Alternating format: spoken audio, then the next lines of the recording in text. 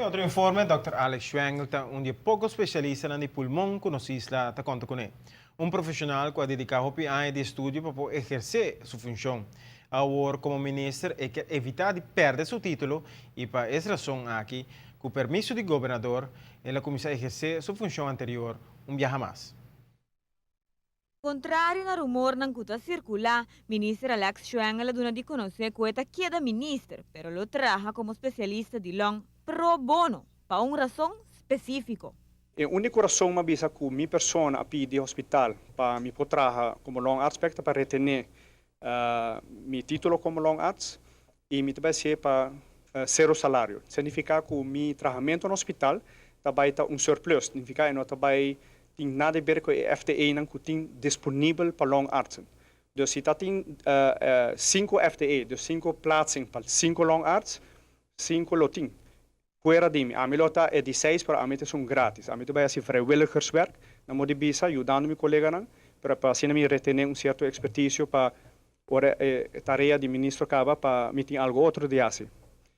So queremos na Aruba notan o lógico, ou já bota wak mirando o passado, que bibia ora ministro não acaba, não tem muito mais depois de sei.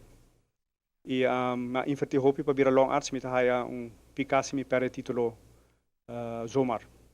Esta desmentina mesmo momento que lo toma lugar de outro long arts. Também te pone énfasis que essa aqui não tem nada de a ver com a escassez de especialista na Aruba, mirando que no momento não aqui é candidata suficiente para atender com o caso não que apresentar.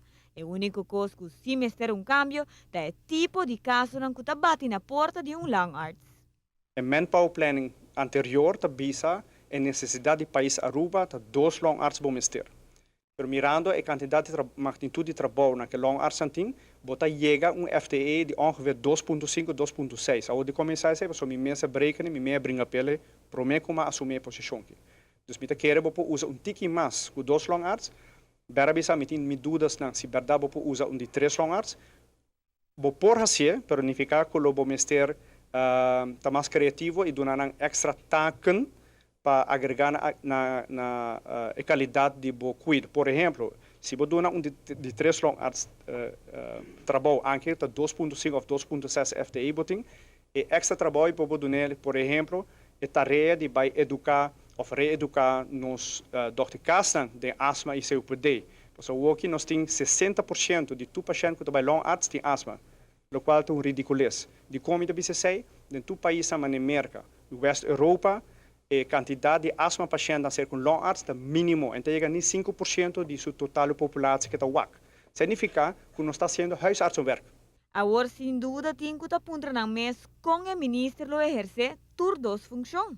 Nós abrimos um plano, uma comida vai trabalhar riba papel, não como salário, mas vamos se cumprir com 0,3 FTE para reter o título.